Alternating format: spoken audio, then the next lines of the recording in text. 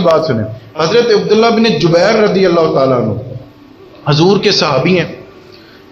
آپ فرماتے ہیں کہ میں نے بڑی بڑی دنیا دیکھی, اور یہ آج کا مسلمان بھی یہ تصور کرے, بڑی بڑی اس نے دنیا دیکھی ہوگی, بڑے بڑے لوگ آئے ہوں گے, لیکن جو رنگ اس نے حرم پاک میں دیکھا نا وہ کسی ملک میں اس کو میسر نہیں آ سکتا. حضرت عبداللہ بن جبیر رضی اللہ تعالیٰ عنہ فرماتے ہیں کہ میں نے بڑی بڑی دنیا دیکھی, بڑے بڑے میں نے لوگ دیکھے. تو کسی نے پوچھا کہ حضور آپ نے بیت اللہ شریف بھی تو دیکھا, اس کے بارے میں بھی کچھ کہیں. تو آپ نے ایک نا ٹھنڈی آہ بھری. آپ نے کہتے آپ نے کیا پوچھ لیا, رب کا گھر کہاں, کعبہ کہاں. آپ فرمانے لگے حرم کعبہ کی مثال ایسے ہے جیسے ماں کا رحم ہوتا ہے, بچہ اس میں 9 مہینے رہتا ہے, اس کو آکسیجن بھی ملتی ہے, اس کو خوراک بھی ملتی ہے, اور اس کی حفاظت بھی ہوتی ہے. یہ ماں کا رحم اسی طرح سے ہے. حرم پاک انہوں نے مثال دی کہ اسی طرح سے جیسے ماں کا رحم ہے, جس میں اس کو خوراک بھی ملنی ہے, اس کو آکسیجن بھی ملنی ہے, اور اس کی حفاظت بھی ہونی ہے. اب دیکھیں نا کہ اس محلے میں رحمان پورے میں کوئی 10,000 بندے آ جائیں تو میرا خیال ہے دکانوں میں راشن بھی ختم ہو جائے گا, پانی کی بوتلیں بھی ختم ہو جائیں گی, اور تندوروں میں روٹیاں بھی میرے خیال ختم ہو جائے گی. یار وہ ذرا شہر کا تصور کرے جہاں پہ اس وقت 50 لاکھ حاجی وہاں پہ سمائے ہوئے ہیں. 50 لاکھ حاجیوں کی وہاں پہ 3 ٹائم کی روٹی بھی پوری ہو رہی ہے, پانی بھی پورا ہو رہا ہے. اور جب میں گیا تھا تو وہاں پہ ہماری بازو پکڑ کے لوگ, یا حاجی دسترخوان, حاجی دسترخوان, وہاں پہ یا ہمارے ساتھ کھانا کھائیں, ہمارے ساتھ کھانا کھائیں. کھانا کھانے کے بعد بھی کھانا پھر بھی بچ جایا کرتا. اتنا وہاں پہ اللہ کا کرم ہے. اور یہ میں کہتا ہوں حضرت ابراہیم علیہ السلام کی دعا کا اثر ہے. آج اتنی دنیا وہاں پہ جاتی ہے, اتنی دنیا, لیکن وہاں پہ کھانا ختم کبھی, چلو ہم تو بتی آ گئی ہے, کھانا ختم کبھی. آپ توجہ میری طرف رکھیں جی, ٹائم تھوڑا سا رہے گا, 10 منٹ کی بات ہے, اس کے بعد پھر سنتوں کا ٹائم ہو جانا. آپ توجہ ذرا میری طرف رکھیں. حضرت علی بن موفق رضی اللہ تعالیٰ عنہ, آپ بزرگوں میں, آپ فرماتے ہیں کہ ایک لفظ ہم بولتے ہیں کہ انسانوں کا ٹھاٹھے مارتا سمندر. یہ اکثر سیاستدان بھی کہہ دیتے ہیں کہ جلسے میں جی انسانوں کا ٹھاٹھے مارتا سمندر. جب دیکھا جائے تو وہ نہر بھی نہیں ہوتی. آپ سمجھ رہے ہیں میری بات کو, وہ نہر بھی نہیں ہوتی. تو ہمارے بزرگ فرماتے ہیں کہ اگر ٹھاٹھے مارتا سمندر دیکھنا تو وہ پھر مکہ شریف ہی ہے, وہ مکہ شریف ہی ہے. وہ اس جیسا سمندر کہیں پہ ہو سکتا نہیں. حضرت علی بن موفق رضی اللہ تعالیٰ عنہ فرماتے ہیں کہ ایک دن جب میں حج پہ گیا تو میں نے حج کر لیا, مزدلفہ منا ہو آئے, طواف زیارہ کہ جب میں آیا نا تو میں نے غلاف کعبہ پکڑا, تو میں نے رب کریم کی بارگاہ میں یہ دعا کی کہ یہ اللہ پاک اتنے لوگ آئے ہیں, اتنے لوگ آئے ہیں, کہاں کہاں سے آئے ہیں, تو یہ اللہ پاک کسی کا حج قبول بھی ہوا ہے کہ نہیں. اب سوال دیکھیں ذرا, رب کریم سے ہو رہا ہے اور اللہ کا بندہ کر رہا ہے, یا اللہ پاک اتنے لوگ آئے ہیں تو کسی کا حج قبول بھی ہوا ہے کہ کوئی نہیں ہوا. حاطف غیب سے یہ آواز آئی, علی اس بحث میں نہ پڑھ, اس بحث میں نہ پڑھ. ہم بلاتے ہی اپنے اس دار کو جس کا ہم نے قبول کرنا ہوتا ہے. ہم اپنے دربار میں بلاتے ہی اس کو ہیں کہ جس کا ہم نے قبول کرنا ہوتا ہے. آج ہم بحث میں الجھ جاتے ہیں, دیکھو جی 6 حج کر لیتے, 10 حج کر لے. دیکھیں حج ہے عبادت. ایک بندہ 5 نمازیں پڑھتا ہے تو ہمیں اعتراض, تو 5 حج کرنے میں کیسا اعتراض ہے. تو یہ حج ایک عبادت ہے, چاہے 10 دفعہ کرے. ہمیں اپنے اندر خامی ڈھونڈنی چاہیے کہ ہمیں وہ خامی تو نہیں لاحق ہوگی کہ ابھی تک ہمارا نمبر نہیں آیا. وہ خامیاں اپنے اندر ڈھونڈیں. کسی کی طرف انگلی کریں گے تو 3 انگلیاں آپ کی طرف بھی ہیں, تو کسی کی طرف انگلی اس مزاج سے اب نکلیں کہ یا اللہ پاک اس نے 5 حج کر لینے تو کام ہوتے پھر ہوئے نہیں. یہ اللہ کی توفیق ہے. کسی کو 10 دفعہ بلاتا ہے, کوئی میرا خیال ہر سال ہی عمرے پہ جاتا ہے, کوئی میرا خیال ہر سال ہی حج پہ جاتا ہے. کچھ ایسے بھی ہمارے رشتہ دار ہیں ادھر رائمنڈ بازار میں ہی ہیں, اس بار بھی حج پہ گئے تھے, اس سے پچھلی دفعہ بھی گئے تھے, اس سے پچھلی دفعہ بھی گئے تھے. اور حیرت کی بات ہے ان کا نصیبہ دیکھیں, کورونا کے دنوں میں بھی گئے تھے. حالانکہ کورونا کے دنوں میں حج انہوں نے موقوف کر دیا تھا, لیکن پھر بھی ان کا جیک پاٹ لگ ہی گیا تھا. تو یہ فقط اللہ کی مرضی ہوتی ہے کہ جس کو چاہے بلا لے. حضرت ابراہیم علیہ السلام اللہ کے پیارے نبی ہیں. جب آپ نے حج بیت اللہ کی تعمیر فرما لی تو اللہ تعالیٰ نے حکم دیا کہ حج کی وہ خانہ کعبہ کی چھت پر آپ کھڑے ہوں اور اللہ کے لوگوں کو آپ بلائیں, اللہ کے لوگوں کو آواز دیں. تو آپ فرمانے لگے یا اللہ پاک اب اپنی مرضی کے لیے نہیں، اپنے سکون قلب کے لیے پوچھ رہا ہوں کہ یہاں پہ تو لوگ ہی کوئی نہیں ہے، یہاں پہ تو چرند پرند کا نام و نشان ہی نہیں ہے، تو میں کس کو آواز دوں؟ رب کریم نے کہا کہ آپ آواز دیں۔ آپ بیت اللہ شریف کی چھت پر چڑھے، آپ نے آواز دی کہ او لوگوں حج کے لیے آؤ۔ وہ کیا آواز تھی؟ رب نے وہ آواز لوگوں کی روحوں تک پہنچائی۔ وہ روحیں جو ابھی باپوں کی پشتوں میں تھیں اور وہ بچے جو ابھی ماں کے پیٹ میں تھے، ان تک وہ آواز پہنچی۔ ہمارے مفسرین فرماتے ہیں کہ جس نے جتنی بار لبیک کہا تھا نا، رب کریم اس کو اتنی بار ہی بلائے گا۔ جس نے ایک دفعہ کہا تھا تو وہ ایک دفعہ جائے گا ہی جائے گا، جس نے 10 دفعہ کہا تھا وہ 10 دفعہ جائے گا ہی جائے گا۔ تو یہ اللہ کی عطا ہے، یہ اللہ کی عطا ہے۔ تو اسی طرح سے حضور نے اپنے جو مقدس مقام ہے بیت اللہ شریف، ان کی جب فضیلت بیان کی، حضور فرمانے لگے جب کوئی حاجی بیت اللہ شریف کا طواف کرتا ہے، حج کے لیے آتا ہے، اللہ تعالیٰ اس کے اوپر نا 120 رحمتیں نازل فرماتا ہے۔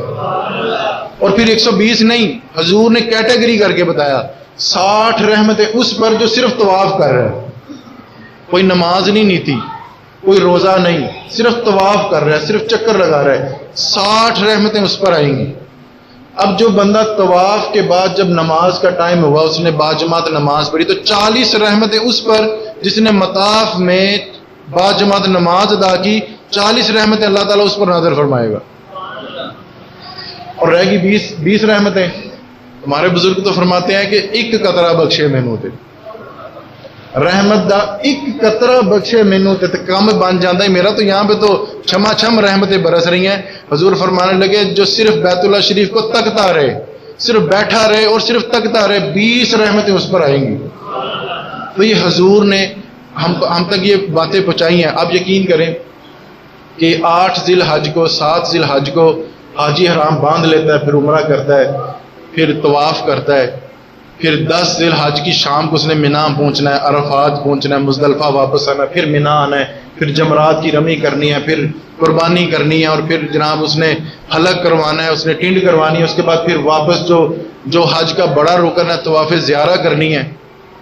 جسم تھک جاتا ہے، 4-5 دن کی مشقت ہے اور بغیر سوئے جگراتا بھی ہے۔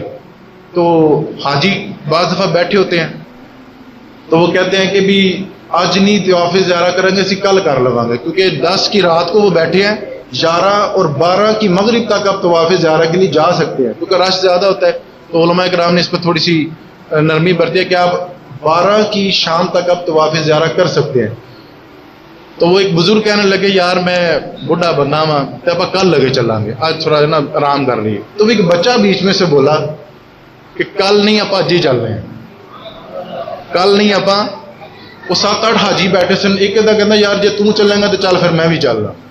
اب جو بابا جی کا جو ذہن تھا کہ چلو کل چلیں گے، ان کا بھی پھر ذہن بن گیا۔ اب یہ ہمت کون دے رہا ہے؟ اب جس نے آپ کو یہ ہمت دیا کہ میرے گھر آؤ، تو پھر ہمتیں بھی پھر اللہ دے ہی دیتا ہے۔ اب وہ بچے نے کہا ابھی کل کس نے دیکھی، اج ہی چل رہے ہیں۔ اب وہ جو ہمتیں جو دے رہا ہے، رب کریم کو توفیق دے رہا ہے، تو یہ فقط اللہ کی خاص اس پر کرم اور اس کی نظر ہوتی ہے اپنے خاص بندوں پر۔ تو جس نے آپ کو پاکستان سے ادھر جو بلا لیا، تو وہ طواف زیارہ کی بھی ہمت دے ہی دے گا۔ اور ہم نے یہ بھی ایک منظر دیکھا ہے کہ بڑے بڑے مالدار بھی وہیں پہ ہیں، معذور لوگ بھی وہیں پہ آتے ہیں، جنہوں نے بیساکھیاں پکڑی ہوئی ہیں، جن کا واقعی وہ معذور ہوتے ہیں اور ویل چیئر پر وہ حج کر رہے ہوتے ہیں۔ تو یہ ساری توفیقیں اللہ تعالیٰ کی طرف سے ہی ہیں، یہ ساری جو رعنائیاں ہیں، جو روحانیت ہے۔ اور میں نے آپ کو پہلے عرض کی کہ حج ایک عاشقانہ عبادت ہے، اس میں آپ کا مال بھی لگنا ہے، اس میں آپ کی بدن کی طاقت بھی لگنی ہے۔ اگر معذور ہو تو پھر اس کا تو پھر رنگ ہی اور ہوتا ہے، اگر عالم دین کے ساتھ آپ جائیں تو اس کا پھر رنگ ہی اور ہوتا ہے۔ پھر وہ جو آپ کو جس طرح سے گائیڈ کرتا ہے کہ یہاں پہ حضور نے یہ فرمایا تھا، یہاں پہ حضور نے یہ فرمایا تھا، یہاں پہ حضور نے یہ فرمایا تھا، تو وہ رنگ ہی اور ہوتا ہے۔ وہ جو حج ہے نا، اس کا مزہ ہی دوبالا ہو جاتا ہے۔ تو یہ حضور نے ہم تک یہ پہنچایا کہ حج عاشقانہ عبادت ہے، اور عبادت اپنی مرضی کا نام، یہ اللہ کی اطاعت اور حضور کے طریقہ کار پر چلنے کا نام ہے کہ یہ عبادت وہی قبول ہے۔ اب آخری ایک بات ہے، حضور نے جب حج کر لیا، 1,44,000 وہاں پہ صحابہ کرام تھے، تو صحابہ کرام فرماتے ہیں کہ حضور نے شکرانے کے طور پر ایک اونٹ ذبح فرمایا، قربانی کرنی ہے نا ہم نے، حضور نے ایک اونٹ ذبح فرمایا اور تمام صحابہ کی دعوت کی ایک اونٹ سے. یہ بھی نبی کا معجزہ ہے. یہ توجہ نہیں فرما رہے آپ. میں نے پہلے عرض کیا 1,44,000 بندہ ہے, اونٹ کتنے ذبح ہوئے؟ سب نے سیر ہو کے کھایا ہے. تو یہ حضور نے شکرانے کے طور پر اونٹ ذبح فرمایا, نہر فرمایا, اور 1,44,000 جتنے بھی وہاں پہ صحابہ تھے سب نے وہ پیٹ بھر کے کھایا. حضور نے دعوت بھی کی. پھر حضور اپنی اونٹنی پر, اپنی ناکہ پر تشریف فرما ہوئے. نورانی مکھڑے والے نبی وہاں پر تشریف لے کے آئے اور حضور نے خطبہ ارشاد فرمایا. حضور فرمانے لگے, بڑا طویل یہ خطبہ ہے, بس 3 باتیں عرض کر کے پھر میں آگے چلا جاؤں گا. پہلی بات حضور فرمانے لگے, او میرے غلاموں, او لوگو, اللہ کا دین میں نے تم تک پہنچا دیا. اب تم نے کرنا یہ ہے کہ بلغوا عنی ولو آیا, ایک ایک آیت کو اٹھا کے دنیا میں پھیلا دو, لوگوں تک پہنچا دو. اور آخری جو بات تھی, جو میرے مضمون کا حصہ ہے اور بڑی وہ ایک سمجھ لیں کہ اسلام کا حسن ہی وہ ہے. آج ہم دیکھتے ہیں نا کہ جس کے ہم اس بندے کو اپنا امیر لیڈر اس کو بناتے ہیں جس کے پاس کوئی گاڑی تگڑی ہو, جو ذرا علم و فراست والا بندہ زیادہ ہو, جس کے پاس مال زیادہ ہو.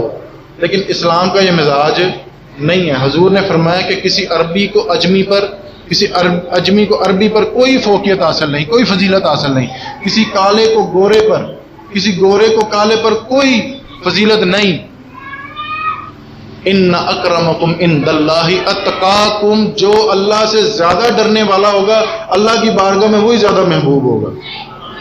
اب چاہے وہ عربی ہے چاہے وہ اجمی ہے, وہ تو ہمارے بابا صاحب فرما گئے تھے کہ ویکھنا بے پرواہی سجن دی. ہم پنجابی شعر آخر تے وہ نہیں, چلو سبحان اللہ کہہ دیو. ویکھنا بے پرواہی سجن دی, جتھے کسے دی پیش نہ جاوے, او علماں والیاں نو پرے ہٹاوے تے عملاں والیاں نو کول بٹھاوے. انہیں تاجاں والے در در رولے تے منگتیاں تخت بٹھاوے تے کسے نو گھر آن مل دئی تے کوئی کابی خالی آوے.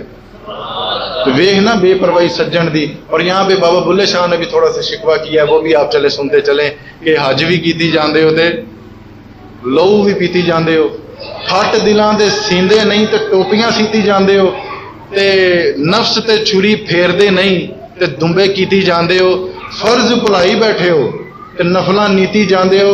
یہ دسو ہاں بلے شاہ نو یہ کی کیتی جاندے ہو؟ یہ دسو ہاں بلے شاہ نو یہ کی کیتی جاندے ہو؟ حضور نے فرمایا کہ جب حج پہ جاؤ نا, یہ بس آخری ایک جملہ ہے, اس کے بعد میرا موضوع ختم ہے. حضور فرمانے لگے جب حج پر جاؤ تو کچھ زیادہ راہ ساتھ لے کے جاؤ, مطلب جیسے پیسہ, کوئی کپڑے وغیرہ ساتھ لے کے جاؤ. تو صحابی تھے. ایک صحابی نے پوچھ لیا کہ حضور بہترین زیادہ راہ کیا ہے؟ حضور فرمانے لگے تقوی ساتھ لے کے جانا, ہر وقت اللہ سے ڈرتے رہنا, وہ کام نہ کرنا کہ جو اللہ کی نافرمانی ہو جائے. اب چونکہ وہاں پہ عورتیں بھی وہیں پہ ہیں, جوان بھی ہیں, بوڑھی بھی ہیں, وہاں پہ اختلاط ہے, تو وہاں پہ اپنی نظریں ذرا جھکا کے رکھنا, وہاں پہ اپنی نظریں جھکا کے رکھنا, وہاں پہ حیا والا معاملہ کرنا. یہ تو تھا میرا موضوع. اب میں نے آپ